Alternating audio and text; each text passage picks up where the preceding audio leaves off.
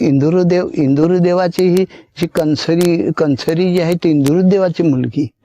इंदुरदेवाची मुलगी. त्याच्या घोड्याला रथ, म्हणजे त्याचे रथाला पोपटाने नाही म्हणून ही जी कंसरी आहे ना, ही कुणब्याच्या घरी आली. एक झाली जाता, एक झाली उखळ, एक झाली मुसळ, एक झाली बाहरी.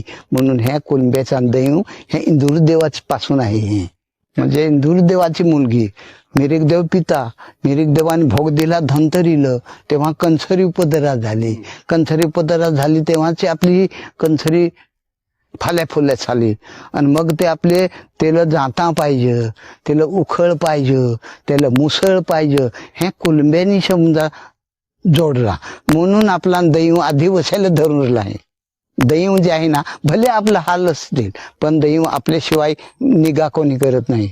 आता आपला हाल का केलं तर आपलं माणसांनीच हाल केलं. त्यांनी आळसपणा केली, त्यांनी काम नाही केला, त्यांनी लक्ष शेतीवर दिली नाही तर गरिबी होईल ना. असा गरिबी ही आपलीच